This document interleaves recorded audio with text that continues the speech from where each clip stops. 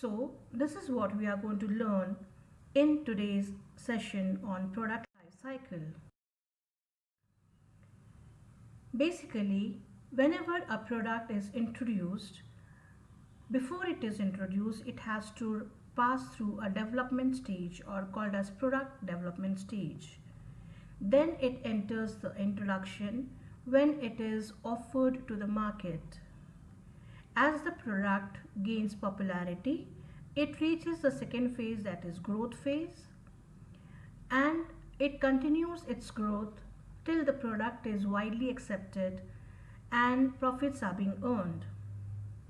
There is a stage when the sales become stagnated and a flat structure can be seen as indicated in the yellow shaped curve. Most of the product have a bell-shaped curve. In maturity, the sales are stagnated as the profits are, and no more growth is happening, and hence some other strategies have to be planned by the marketer to keep them going. But it may fail, and hence a stage will come when the sales starts dropping, profit starts dropping, and product is no longer accepted, and hence that is called as a decline stage of the product life cycle. Product life cycle deals with these stages of a product in the market with respect to business or commercial costs and sales measures. As just now I discussed, the 5 stages are product development, introduction, growth, maturity, and decline. What happens in introduction stage? It's the first stage. Why we are saying it as first stage? Because product development may be a negative stage, a zero stage, where the product is yet to be introduced. Once the product is introduced and launched to the market with full-scale production and marketing program, it is called as introduction stage. The product is still new in the market and is yet to be accepted, and hence a new product may be introduced completely new, or it may be a replacement for the existing product, and hence significantly broadens the market for an existing product. In introductory stage with regards to sales, costs, profits, marketing objectives, product, price, distribution, and promotion is what we are going to look at. We are going to compare the 4 stages on these parameters in my coming presentations slides. Sales are pretty low during the first stage of introduction.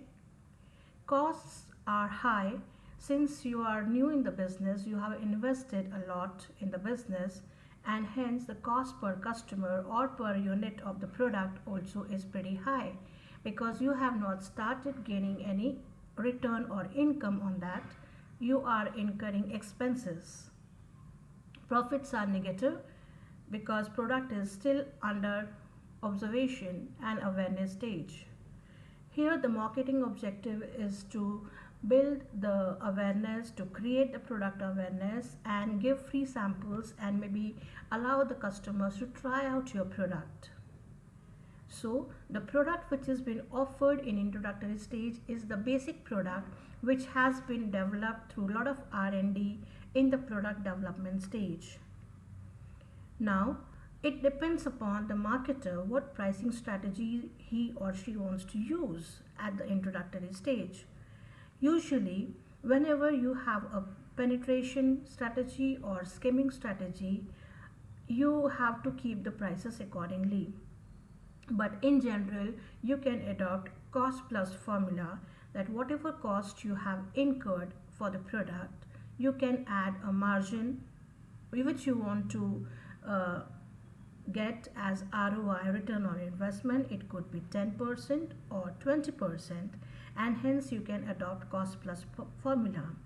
In case you want to enter or penetrate in the already existing competitors market, you can go for penetration strategy. If you want to target only the cream of the market, you can go for skimming strategy. It will also depend on the uniqueness and quality of the product which you want to introduce. As far as distribution is concerned, you have to build selective distribution because you cannot operate or launch your product worldwide at one go. So you decide your market where you want to make the product available or reach the consumer. As far as promotion is concerned, you have to go for high promotion or heavy promotion so that your product awareness increases. At the same time, your brand value increases and people start knowing about your product further. Once you complete the introductory stage, these are the things which are happening with the product, and then it reaches the growth stage. When does a product reaches the growth stage? Once the market has accepted the product and sales begin to rise and product enter its second stage, that is growth stage. So what happens here?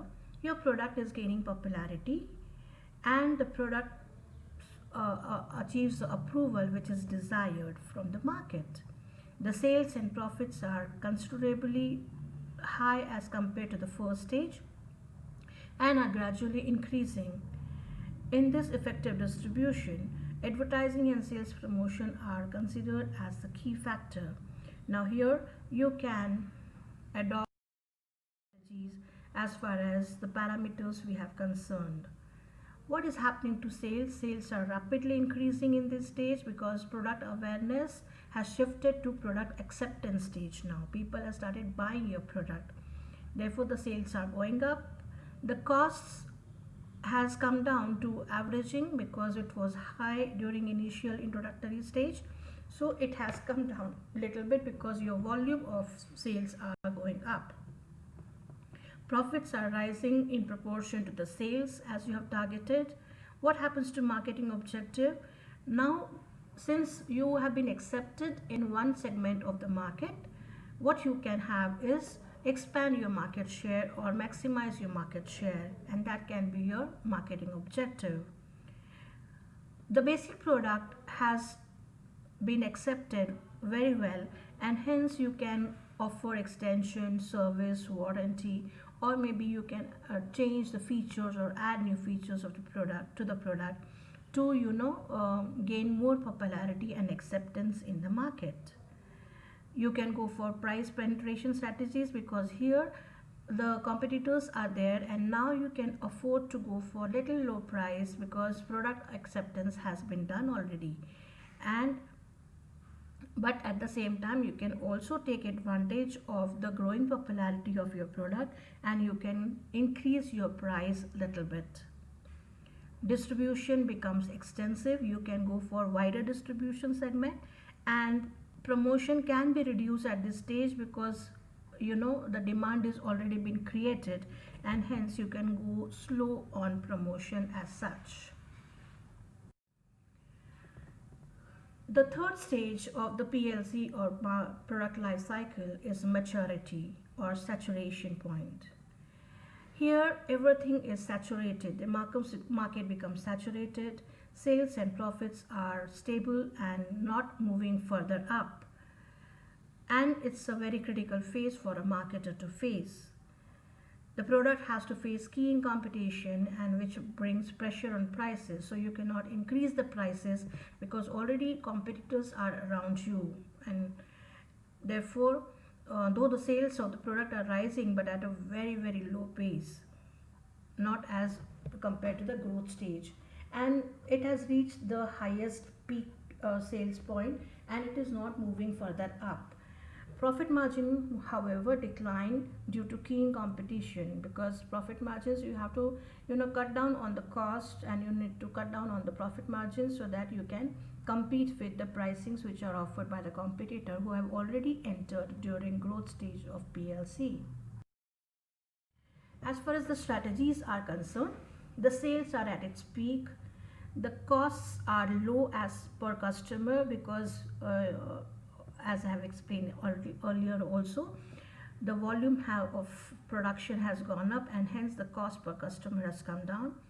Profits are stable and has already reached the peak, and then nothing moving further positive. Then marketing objective now becomes very very critical here, and so your maximizing profit while defending the market share becomes your marketing objective. So what you do is diversify brand and model. So you can go for product diversification. You can come up with another product in the market. You can go for diversifying product or market modification also. Prices has to be same as what competitors are offering and has to match with them. And you can again go for another segment for distribution. As we said, diversify your brand and market modification can be done. In the process of market modification, you can identify the distribution network who is different from your current segment. Increase the promotion, because many a times people forget your brand, people forget that you exist. So the marketing objective here becomes to remind them about your existence and switch the promotion and the messages accordingly, so that people once again can start knowing about your product amongst the crowd of competitors. In decline stage, things are not very positive. In decline stage, the sales are dropping and it is the final stage. Sooner or later, actual sales begin to fall under the impact of new product competition and changing consumer behavior. So these both could be responsible for reaching the decline stage, that new product has replaced your product and people no longer want your product. And there may be change in consumer behavior, and hence the demand for your type of product may have dropped suddenly. And this has affected your sales and profit drastically, which have fallen down sharply. The promotion expenditure has to be cut down, because all other expenses have to cut down, because you need to maintain the operating cost and earn at least something which will help you in survive in the business. But that does not happen for a long time. Here the sales are dropping, the costs are going high per customer, profits are almost negligible, lowest and nil. So marketing objectives become harvesting, or you substitute the product. Abandon declining markets and come up with a new product can be your product strategy. Price are at its lowest as compared to the competitors, because you want to attract next layer of price sensitive customers for your product. Distribution has been stopped because you want to focus only on the current segment of distribution, if at all you can afford to reach them. And promotion is towards zero down, because you do not want to promote it, because you want to survive right now and see what you can do best in this current situation of the decline phase. It's a very sad stage for any product to reach. So increase investment, resolve uncertainties, selective niches, harvesting, divesting, and establishing identified weak product and eliminating them. And some firms abandon declining market earlier than others, so you can decide when do you drop out, when do you want to move out of the race. So this is your strategy, or this is what happens in the decline stage. So these are the 4 stages of PLC, but we need to understand what is the importance of PLC, why we are looking at it. Because when we study product life cycle, it helps you in sales forecasting. It helps you as a predictive tool for forecasting your sales, profitability and operations. And at the same time also acts as a planning and a control tool, because how the product moves in each cycle helps you in planning for the next stage of PLC. It is helpful in framing marketing program for each stage of PLC, and also to fix up a price for a given product at different stages. Accordingly, if you feel that new product has to be developed according to the needs and wants or acceptance, then you can do so based on the PLC of a particular product. And it also helps you in comparing your product with other products which are existing in the market. With this, we come to an end of this presentation. For my presentation, I have used references of Marketing Management by Philip Kotler, Keller, Koshy and Jha, and also use SlideShare as my some part of PPT references.